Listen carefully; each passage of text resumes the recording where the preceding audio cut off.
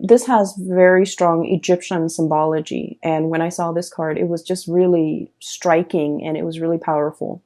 It indicates to me some sort of an eclipse, okay? And I feel like it could be the moon covering the sun, or the earth, the shadow of the earth covering the sun. And the sun indicates a very strong masculine energy. It indicates the self, the ego. And so I feel like for some of you, there is a major male figure that is eclipsed out of your life. Okay. So, and I'm seeing, like, you know, like potentially a brother you try to help, but you can no longer help. A father, you try to, you know, tell them what's like the rightful path to walk towards, and, you know, against their better judgment, they're not able to get there.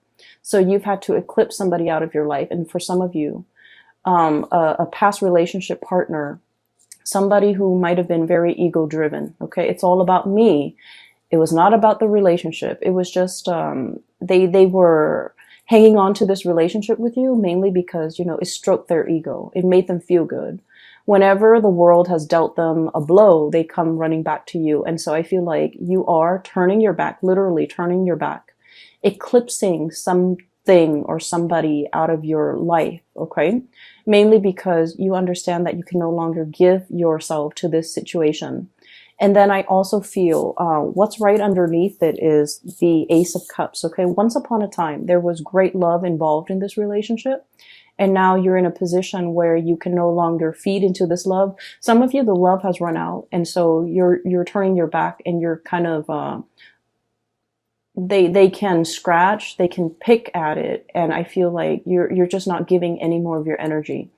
I feel for some of you, this love is eclipsed because there is a new love that is as comparable. The message I'm hearing here is once upon a time, okay? So I feel like there was the beginning, whatever that situation is, or whoever that person is in your life, it was a very fairy tale, puppy love, like overly romanticized, overly idealized type of a love where you thought in your naivety, okay? And in Scorpios, I say that very loosely because you guys are very realistic. But a lot of the times the emotions can take over, and, you know, we're all guilty of this, where we see things and we romanticize things, and we imbue characteristics into a love situation that might not be there. So I feel like you might have been a little bit blinded by this love situation, or it started in such a fairy tale romance that you thought it was going to be that way. And I feel like, you know, something happens. There was a wrench in the works. There were a lot of ego issues associated with this union where the other person was not ready for the relationship. They're not ready for the responsibilities. Even if it's a family situation, they're not ready for the responsibilities. If it's a father, if it's a mother, for example, they were all about themselves. They weren't about being a good parent. If it's a love relationship partner, they were all about me. They weren't about the partnership. So I feel like it was a rude awakening for you. And it took many, many, many bouts of disappointment for you to get to this point. And then some of you, you have found somebody new, okay? The Ace of Cups is about new love. And I feel like for many of you, there is a new love that is just as amazing and fairy tale-like. But I feel like this new love is built on mutual goals, mutual career paths, mutual like expansion. It's built on something very, very solid. We have here the Three of Pentacles. I see this as like communication that is all about self-improvement, okay? Constructive criticism, giving and receiving, but also like learning how to be a better partner, learning how to be a better friend, learning about responsibilities, learning about, you know, equal give and take. So this is a card that is very, it's very oriented when it comes to like consultation, asking other people for advice, receiving feedback, not being defensive when it comes to constructive criticism. So in this new love relationship, there's a lot of growth. There's a lot of room for expansion. There's also just, you know, a lot of admiration and a lot of like working together to build something of greater value. Whereas in the past, the situation has not always been positive. So now you're in something new. And we have here the Three of Wands, waiting for your ship to finally come in, letting go, you know, untying, okay, unraveling of this ribbon here to get rid of baggage, to get rid of emotional baggage or like self-defeating talks, things that we tell ourselves, or just, you know, just burdens from the past, in order to free yourself for this new love that is in the picture for you. So that message and the image came in very powerfully. So I feel like a lot of the times, and this is why, you know, a lot of people don't like Mercury retrograde. I don't like it. I have a lot of air and it affects my communication. And I'm an Aquarius, so it also affects a lot of electronics around me. They malfunction like just left and right. So I don't really enjoy Mercury in retrograde cycles. However, the best insights that I've ever come to terms with, the best, like, you know, long-standing problems that I was not able to solve, the solutions come in during Mercury in retrograde cycles. And things that I thought I could put up with, they kind of implode and they become very overwhelming. And it's basically a signal for me to let things go. And I feel like you're coming across very similar energies where you weren't really sure which way to go. And this Mercury retrograde cycle pretty much solidifies your decisions, okay? So for example, there was a person, right? You're just like, can we stay friends? Can we get back together? Can we be cordial with one another? I feel like this Mercury retrograde cycle, you're going to start to feel somebody infringing upon your boundaries, somebody overstepping their boundaries with you, somebody telling you what to do, somebody who's not respectful when you say no. No means no, and they're not really respectful of that. So I feel like somebody who's trying really hard to push your buttons, to get your attention, to you know, try to revive something that they used to have with you, and their efforts will become very obvious. The way they go about it will not be pleasant. And I see that you're going to start to realize that, you know what, this is their pattern. This is like a running theme with them.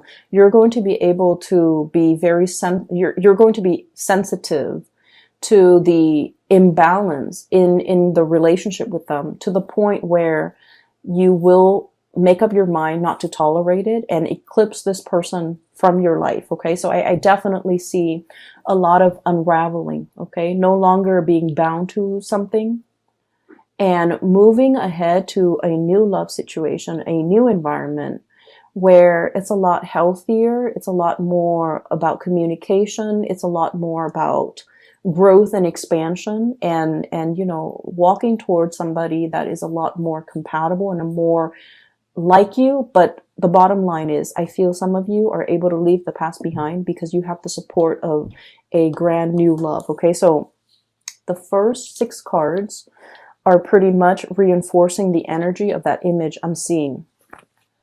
Okay. So here's the thing. I mentioned this with Taurus. Okay. So Taurus is a fellow fixed sign, and this is a common theme when it comes to fixed signs. Okay.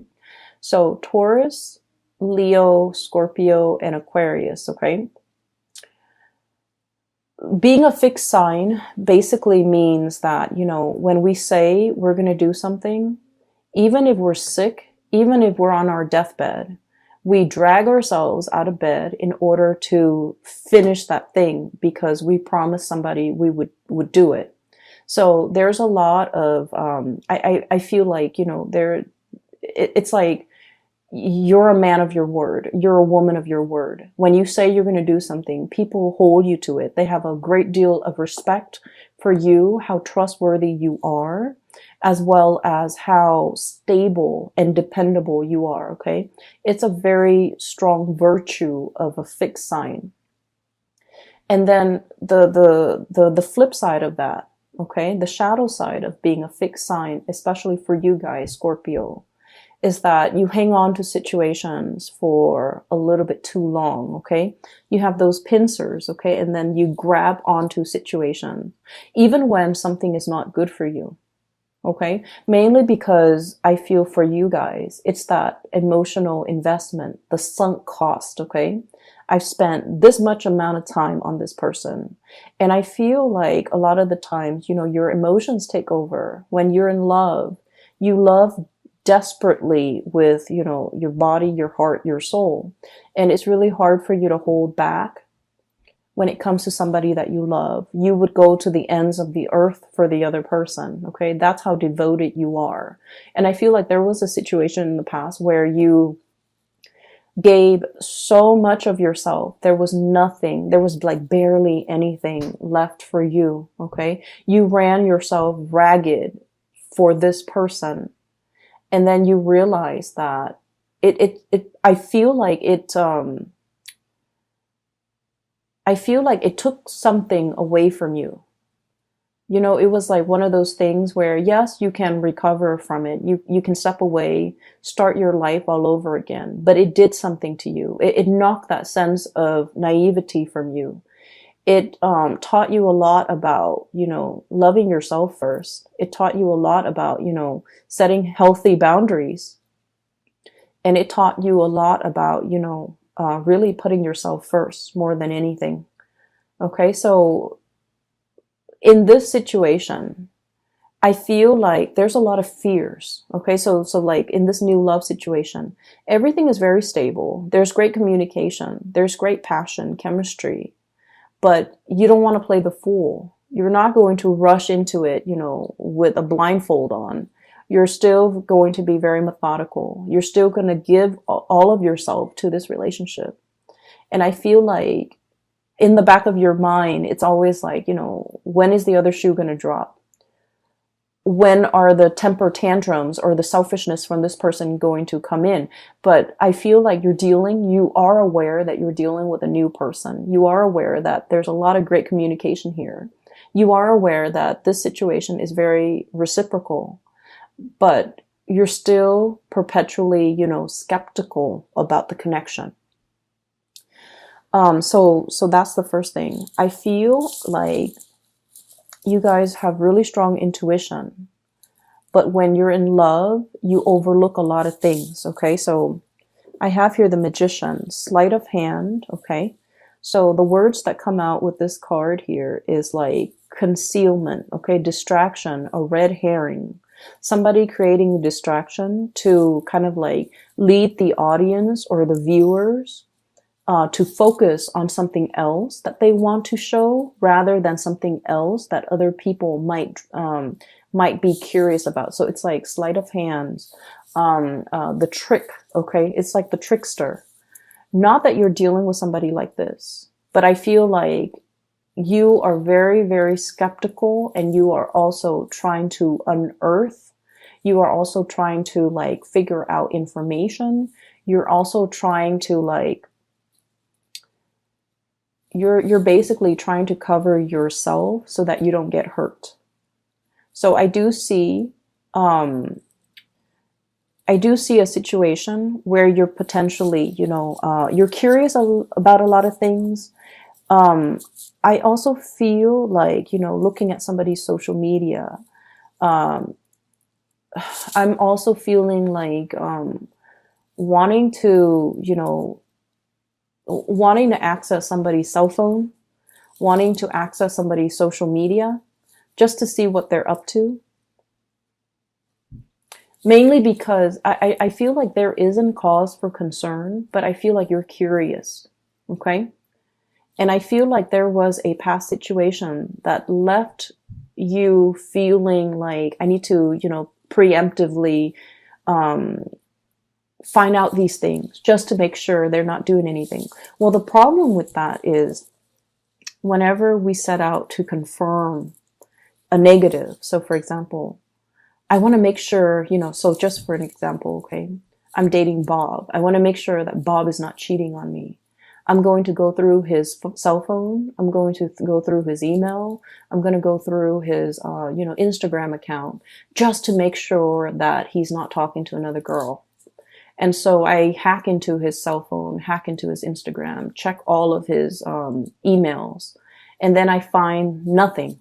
Okay. So I'm trying to confirm a negative that he's not cheating on me. And so, I find nothing. When I find nothing, I'm actually very happy. But then 5 and 6 months later, I'm going to do it again, because we won't stop until we find something positive, right? Like a positive. Oh, he's sending this woman picture. He's sending an email to this other lady. And so I feel like you're very curious. Something is grabbing your attention and you're trying to confirm. You're trying to confirm a negative. And when we try to confirm a negative and we find that negative, we never stop. However, if you have a hunch that, oh, so-and-so is cheating on me, and you find that proof, you're gone, and you will never need to dig into his phone to confirm it again, because you've already found it. So I feel like there's a dicey situation here that some of you might be embarking on, and I just want you to be a little bit careful. If you feel like you don't trust somebody, trust your intuition. But you need to also understand, exactly like, why don't I trust this person? Piece together that entire narrative and that entire story before you jump the gun. Okay? Piece together the entire history that you have with this person. And try to figure out, have they ever lied in the past? If they've lied in the past, what's stopping them now? So that might be your answer. On the other hand, it's like, have they ever lied to me? Have they ever done anything deceptive? Have they ever lied to other people? Have they ever cheated? If that history of, lying and cheating has not been there, then you don't really have enough to go by. So I feel like, past history is very indicative of future. And so that might be where you need to look to figure out whether or not you can 100% invest in this person or invest in this situation, because I feel like somebody from the past really left their imprint on you. It's made you very doubtful. It's made you very skeptical. It's made you paranoid. And I also feel like it's made you scared to open yourself up. Okay, it's made you like jaded when it comes to people. And so you're just trying to protect yourself. So I feel like, if there are like hunches and things like that, it's not really stemming from something that is not coming from this relationship or this person. I feel like it's the fears and the insecurities that the previous person has caused, okay? That's triggering things in you, okay? So that's the first 6 cards that I am sensing here. There was another message that came through. I wrote it down because I've had this spread laid out for the past few days, but I just could not get a coherent message, but now it's coming through. Okay, so what came through is this Emperor. And I'm hearing that Beatles song, I'm the walrus, but I'm seeing this person, okay? This is a person who is like a person in a position of authority, okay? He's the Emperor. He rules empires. He rules kings. He has a lot of wisdom, he has wisdom, he has experience. He's just really, really good. He's somebody that everybody comes to for advice, for guidance, for answers, okay? However, I was looking at this card, and then the message that I'm hearing is the sun is setting on his reign. the sun is setting on this empire, meaning it's going away. The power, the prestige, the heyday, the glory. I feel like it's fading.